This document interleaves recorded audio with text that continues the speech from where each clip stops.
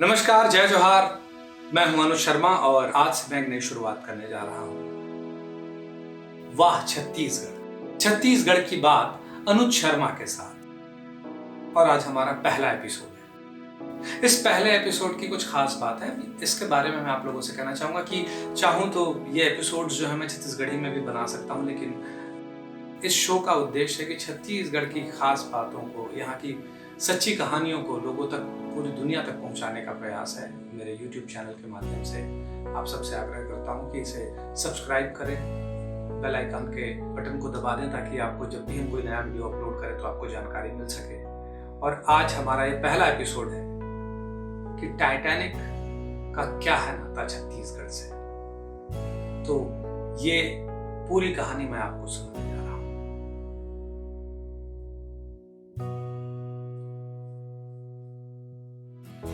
एक तस्वीर दिखाता हूं आप सभी को। ये जो तस्वीर एक जहाजनुमा खंडहर की दिखाई दे रही है, इसका रिश्ता है ऐसे ही एक जहाज से जिसका नाम था टाइटैनिक, जिस पर एक बहुत बड़ी फिल्म बनाई थी जेम्स कैमरॉन ने, जो 18 नवंबर 1997 में रिलीज हुई। और इस फिल्म ने पूरे कीर्तिमान तोड़ दिए थे बॉक्स ऑफिस पर। इस फिल्म ने 2.18 बिलियन से भी ज्यादा का बिजनेस किया था।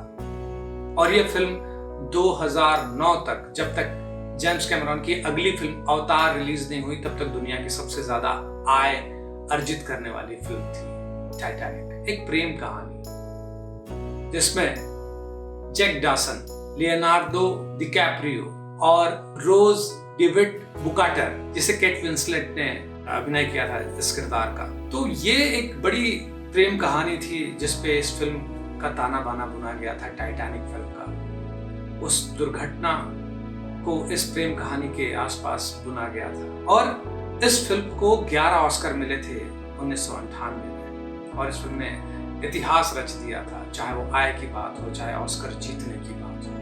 लेकिन जेम्स कैमरॉन एक और कहानी थी इस टाइटैनिक में जो नहीं सुना, और वही कहानी मैं आपको सुनाने वाला हूं। और इस कहानी का नाता है, इस कहानी का रिश्ता है छत्तीसगढ़ से, उसके तार छत्तीसगढ़ से जुड़े हुए हैं। तो वो कहानी क्या है अब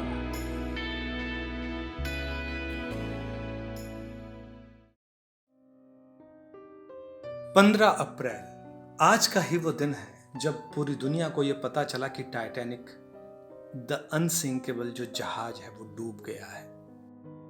जिसकी कहानी मैं आपको सुनाने वाला हूं, उस शख्सियत ने अपना आखिरी जन्मदिन इसी टाइटैनिक जहाज में मनाया था। और ये जो आप जहाजनुमा खंडहर देख रहे हैं, ये छत्तीसगढ़ के जांजगीर में है। और क्या है कहानी, वो कौन थी जिसके बारे में मैं आपको बताने जा रहा हूं। उनका नाम था एनी क्लेमेर फंक, एक मिशनरी, एक ईसाई मिशनरी जो छत्तीसगढ़ में आई थी 1896-97 में, जब भयानक अकाल पड़ा था हिंदुस्तान में। तब एनी दिसंबर 1906 में उसके बाद मेन्नोनाइट मिशनरी के रूप में सेंट्रल इंडिया में आई थी और जांजगीर चांपा को उन्होंने अपना केंद्र बनाया था। तब उनकी उम्र सिर्फ 32 साल थी। एनी का जन्म बेली वैली, पेंसिल्वेनिया में 12 अप्रैल 1874 को हुआ था। और वो बचपन से ही सेवा भावी थी, थोड़ी सी सेवा का भाव उसके अंदर ज्यादा था। और अमेरिका में जो अफ्रीकन अमेरिकन होते हैं उनकी सेवा वो करती थी कॉलेज के समय में। और यही सेवा भाव उसे मिशन की तरफ खींच लाया और वो एक मिशनरी के रूप में लोगों की सेवा करने के लिए, ईसाई धर्म के प्रचार के लिए वो हिंदुस्तान आई। और छत्तीसगढ़ में पहली बार जो ईसाई मिशनरीज आए उनके बारे में मैं आपको बता दूं। लेकिन जिस मिशन में एनी आई थी उसकी स्थापना मेनोनाइट चर्च के जॉन एफ क्रोएकर ने सन 1900 और 1901 के बीच की थी। लेकिन छत्तीसगढ़ में मिशनरीज क्रिश्चियनिटी के प्रचार के लिए लोग काफी पहले आ गए थे। छत्तीसगढ़ में पहली बार ईसाई मिशनरी का आगमन हुआ था 1868 में, जब रेवरेंड ऑस्कर टी लोर ने विश्रामपुर ये वही जगह है जो जब हम रायपुर से बिलासपुर जाते हैं तो लिमतरा, जो शिवनाथ नदी का जब ब्रिज पड़ता है नांद घाट के पास, उससे पहले जो बस्ती बनती है वो उस बस्ती का नाम है विश्रामपुर। और यहाँ पहला चर्च बनाया गया था। पहला चर्च लकड़ी से बना था, लेकिन बाद में उसे रिनोवेट किया गया। और द सतनामीज एक किताब है, उसमें विश्रामपुर में मिशनरीज किस तरह से आए थे इसका भी जिक्र है। ये किताब जिन्होंने लिखी थी उनके बारे में मैं आपको जानकारी दूंगा। और इसके बाद छत्तीसगढ़ में अलग अलग मिशनरीज आए और अलग अलग जगह को अपना केंद्र बनाया उन लोगों ने। जैसे पहली बार आने के बाद 20वीं सदी में के आरंभ तक रायपुर, चंदखुरी, मुंगेली में आई हॉस्पिटल खुला था, जहां रायपुर से भी लोग इलाज कराने जाया करते थे। रविंद्रनाथ टैगोर अपनी पत्नी का इलाज कराने बेंड्रा रोड आए थे। इस पे एक अलग कहानी मैं आप लोगों को सुनाने वाला हूँ। फिलहाल हम अभी एनी की कहानी को आगे बढ़ाते हैं। एनी ने 17 गरीब और अनाथ बच्चियों के साथ एक कमरे के साथ एक स्कूल की आवासीय विद्यालय की शुरुआत की, जहां बच्चों को रहने खाने की व्यवस्था मुफ्त थी। और इन बच्चों को पढ़ाने का काम उस आवासीय विद्यालय में शुरू किया। और जब ये धर्म प्रचारक कहीं काम करते हैं तो लोगों के साथ बहुत आसानी से घुलने मिलने के लिए वहाँ के लोकल लैंग्वेज को सीखने की कोशिश करते हैं। तो इन्हीं ने हिंदी सीखने का प्रयास किया और जल्दी ही ठीक ठाक हिंदी भी बोलने लगी एनी, और जांजगीर के लोगों के करीब आने लगी, उनके दिल में जगह बनाने लगी। ये सब कुछ चल ही रहा था कि अचानक सन 1912 में एक टेलीग्राम आया। और ये टेलीग्राम किया था उसी बेली वैली की, जहां एनी रहती थी। बेली वैली के फादर ने एक टेलीग्राम किया जिस पे लिखा था come back home at once.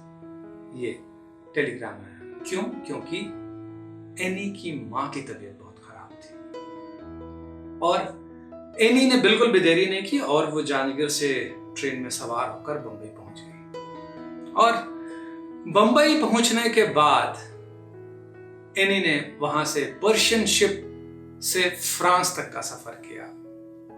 France के मर्सेई पहुंचने के बाद एक बोट से इंग्लैंड के साउथहैम्पटन पहुंची एनी, और फिर उसने अमेरिका के न्यूयॉर्क के लिए एक टिकट कराया SS हार्फोर्ड शिप में।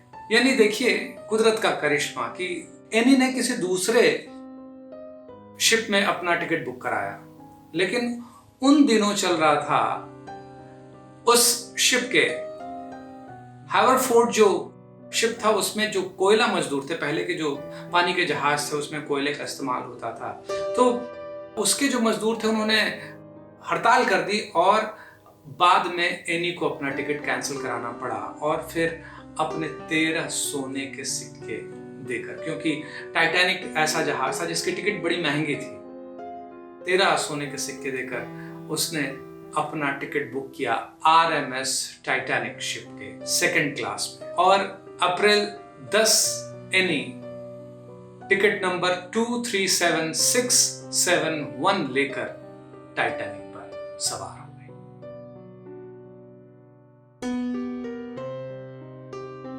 यह टाइटैनिक की पहली यात्रा थी। टाइटैनिक की पहली यात्रा में यानी सवार हुई थी एनी, और इस जहाज को इतने बेहतर तरीके से बनाया गया था, इतने खूबसूरत तरीके से बनाया गया था, और इसको ऐसा कहा जाता था द अनसिंकेबल, यानी ऐसा जहाज जो कभी डूब नहीं सकता।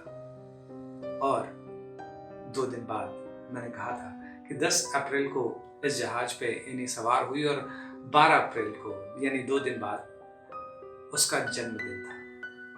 वहां जितने यात्री थे उनके साथ एनी ने अपना 38वां जन्मदिन मनाया, और 38वां जन्मदिन मनाने के बाद सिर्फ एक दिन और गुजरा था, यानी 13 तारीख, और 14 तारीख को रात करीब 2200 यात्रियों के साथ अपनी पहली यात्रा कर रहे टाइटैनिक अपने सफर के 5वें दिन यानी अप्रैल 14 को नॉर्थ अटलांटिक महासागर में दुर्घटनाग्रस्त हो गया।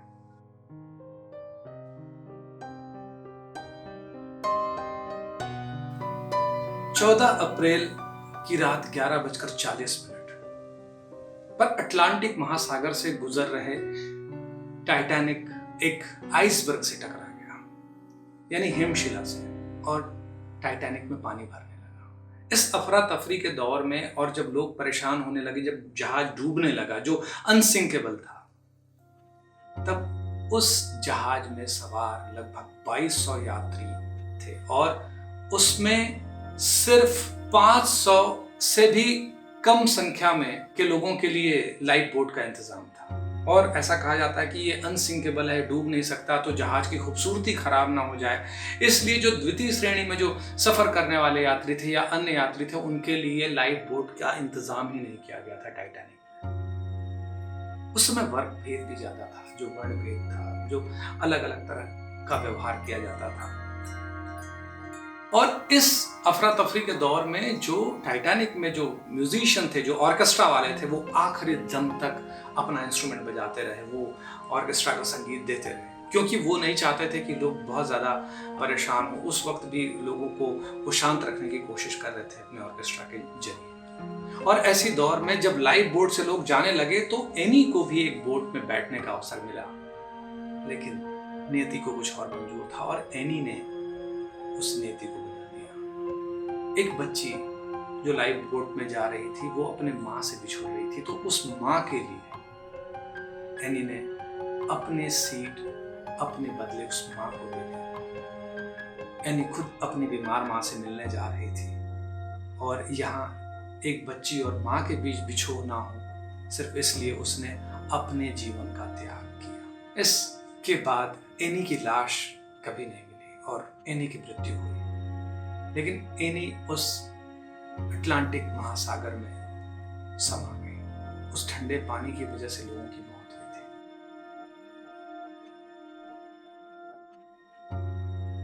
टाइटैनिक में ये बात समझ में आती है कि सिर्फ खूबसूरती जरूरी है, लोगों की जान की कद्र नहीं की गई उस जहाज में। और एनी के इस त्याग और तपस्या को कहा जाए कि उसने अपने जीवन को भी लोगों की जान बचाने के लिए लगाया। और बाद में 3 साल बाद एनी ने जिस स्कूल की स्थापना की थी, उसका उनकी स्मृति में नाम रखा गया, एनी सी फंक मेमोरियल स्कूल कर दिया गया, जांजगीर के उसी स्कूल का।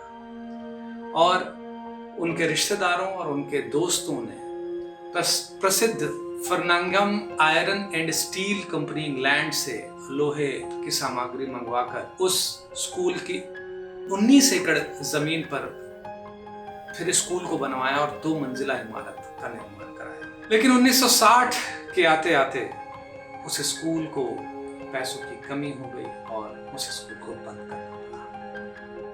पर आज भी स्कूल का खंडहर, वही जहाजनुमा इमारत और एनी की स्मृति में जो फलक उस स्कूल में लगा था, वो जांजगीर में आज भी देखा जा सकता है। उस खंडहर में टाइटैनिक हादसे का जिक्र वाला भी एक पत्थर मौजूद है, जो आप देख सकते हैं। एनी की इस महान सेवा और अपने जीवन के बलिदान देने के जज्बे को छत्तीसगढ़ सलाम करता है। और टाइटैनिक में छत्तीसगढ़ से जाने वाली एनी के बारे में मैंने आपको बताया। आई होप ये कहानी आप लोगों को अच्छी लगी होगी। इस तरह की और इंटरेस्टिंग कहानियां मैं आप लोगों को सुनाता रहूँगा। आप लोग मेरे YouTube चैनल और मेरे सोशल मीडिया के सारे प्लेटफॉर्म्स पे जुड़े रहें मुझसे। आगे अगला एपिसोड लेकर आऊँगा आप लोगों के लिए, फिर कुछ इंटरेस्टिंग होगा। आज एनी जहाँ कहीं भी हम उनकी आत्मा की शांति के लिए प्रार्थना करते हैं। नमस्कार।